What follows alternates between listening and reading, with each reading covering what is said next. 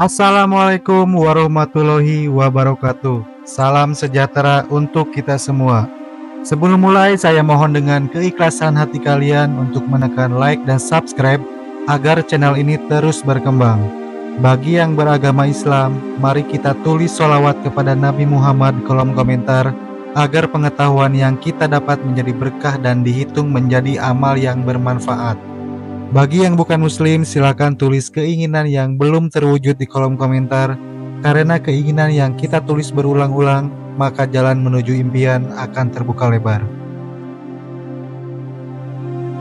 Di sebuah gang sempit yang gelap di pinggiran kota Bandung, tiga pemuda duduk di atas motor tua merancang aksi mereka.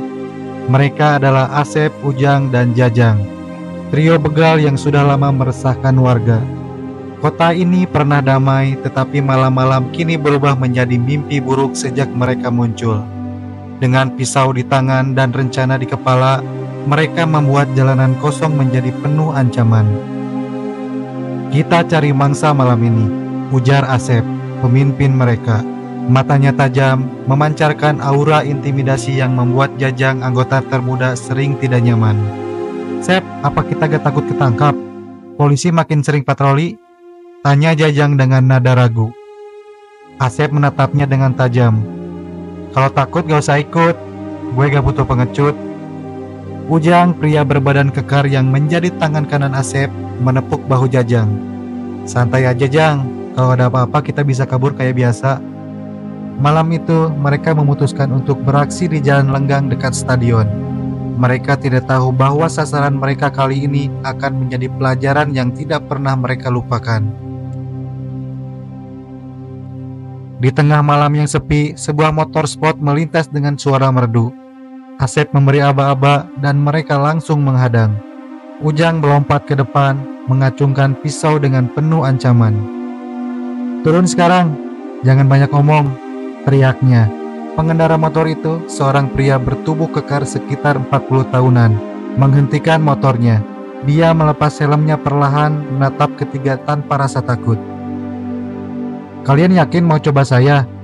tanyanya tenang. Suaranya penuh wibawa, seolah tidak terintimidasi sama sekali. Asep mendekat dengan pisaunya.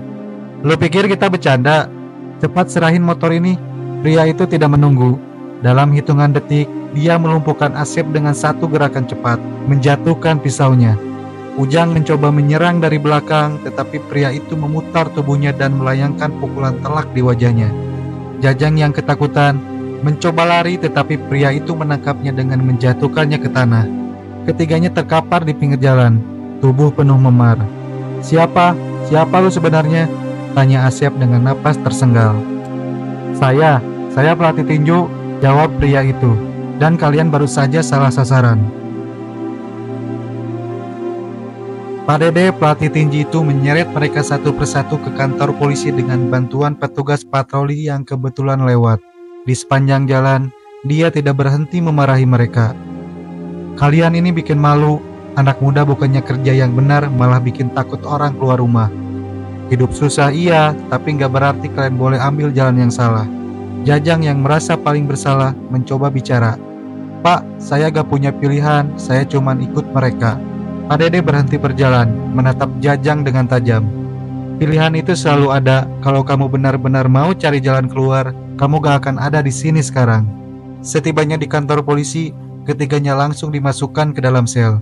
Pak Dede memastikan laporannya dibuat dengan lengkap. Biar mereka belajar, katanya kepada petugas. Mereka perlu tahu hidup ini gak main-main. Malam itu ketiganya duduk di sudut sel, tubuh lelah dan hati penuh rasa takut. Asep yang tidak berbicara sepatah kata pun, sementara Jajang mulai menangis pelan. Penjara bukan tempat yang ramah. Hari pertama mereka diisi dengan tatapan dingin dari narapidana lain. Asep mencoba bersikap keras, tetapi di dalam hatinya, dia merasa kecil. Ujang hanya diam, memegang rahangnya yang masih sakit akibat pukulan Pak Dede. Jajang di sisi lain terus merenungi hidupnya yang seakan hancur. Di tengah suasana itu, mereka bertemu Pak Haji Karim, seorang narapidana tua yang dihormati oleh semua penghuni sel. Pak Haji sering mengadakan ceramah kecil di malam hari, berbicara tentang kehidupan jujur dan kesempatan untuk berubah. "Kalian anak-anak muda," katanya suatu malam, Kalian pikir jalan yang kalian pilih ini benar? Apa kalian pikir ini jalan yang akan membawa kalian kebahagiaan? Asep menyangkal. Hidup ini keras, Pak Haji. Kalau gak begini kita kelaparan. Pak Haji menatapnya dengan bijak. Hidup ini memang keras, tapi jalan ini hanya membuatnya lebih keras. Apalagi kalian tidak pernah memikirkan keluarga kalian, orang-orang yang peduli pada kalian. Kata-kata Pak Haji ini mulai menggema di hati mereka, terutama Jajang. Dia teringat ibunya yang sudah meninggal dan bagaimana dia dulu berjanji untuk menjadi anak yang baik. Namun, dia juga tahu bahwa hidup di jalanan telah mengubahnya. Titik balik datang ketika Asep menerima surat dari ibunya yang sudah lama dia tidak temui. Surat itu sederhana tetapi penuh harapan. Asep, ibu selalu doakan kamu kembali jadi anak baik. Hidup ini berat nak, tapi jangan tambah berat dengan pilihan yang salah. Malam itu, Asep membaca surat itu berulang kali. Dia duduk di sudut sel, air mata mengalir tanpa bisa dia tahan. Untuk pertama kalinya, dia merasa bahwa semua yang dikatakan Pak Haji itu mungkin benar. Asep mendekati Pak Haji keesokan harinya. Pak Haji, saya mau berubah. Tapi bagaimana caranya? Pak Haji hanya tersenyum dan menjawab, kuncinya adalah niat.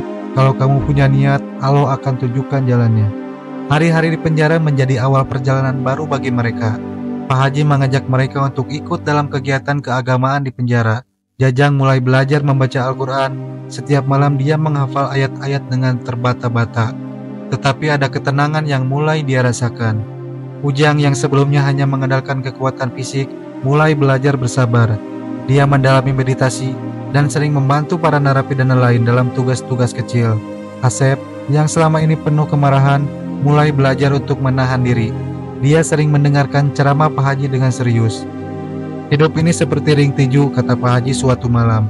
Kadang kamu jatuh, tapi kalau kamu punya keberanian, kamu bisa bangkit lagi. Proses pertobatan tidak berjalan mulus.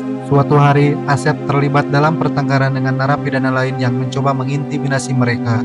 Dia hampir saja kembali ke kebiasaan lamanya, tetapi Jajang dan Ujang menariknya pergi. Kita udah janji buat berubah, Sep, kata Jajang. Jangan sia-siakan semua ini. Pak Haji memberi nasihat. Kemarahan itu racun, Asep. Kalau kamu gak bisa kendalikan, itu yang akan membunuhmu, bukan orang lain. Asep merenungkan kata-kata itu. Dia sadar bahwa perubahan butuh usaha yang lebih besar dari sekedar niat. Setelah berbulan-bulan, ketiganya mulai diterima oleh narapidana lain. Mereka bahkan membantu dalam berbagai kegiatan penjara, seperti membuat kerajinan tangan dan membantu membersihkan lingkungan. Kepala penjara mulai memperhatikan perubahan mereka. Suatu hari, Pak Dede datang mengunjungi mereka. Dia membawa kabar baik. Kalau kalian terus menunjukkan perubahan seperti ini, saya akan membantu membebaskan kalian. Tapi ingat, ini bukan akhir dari perjalanan kalian. Jajang tidak bisa menahan air mata. Pak, terima kasih. Kami janji gak akan sia-siakan kesempatan ini. Hari kebebasan mereka akhirnya tiba. Pak Haji memberi mereka nasihat terakhir. Jangan lupa kebebasan itu bukan hanya keluar dari penjara ini. Kebebasan sejati adalah ketika hati kalian bebas dari dosa dan keburukan. Ketiganya keluar dengan hati penuh harapan. Dengan bantuan komunitas dan Pak Dede, mereka memulai hidup baru. Asep membuka bengkel motor kecil, Ujang bekerja sebagai tukang ojek dan menjadi relawan di komunitasnya. Jajang kembali sekolah dengan beasiswa yang diperolehnya. Beberapa bulan kemudian mereka menghadiri acara komunitas yang diadakan oleh Pak Dede. Di acara itu, mereka meminta maaf secara terbuka kepada masyarakat dan berbagi cerita tentang perjalanan hidup mereka. Kami bukan orang yang sama, kata Asep. Kami ingin menjadi contoh bahwa setiap orang bisa berubah. Kini, mereka dikenal bukan sebagai teror jalanan, tetapi sebagai inspirasi bagi masyarakat. Kehidupan mereka menjadi bukti bahwa tidak ada kata terlambat untuk berubah.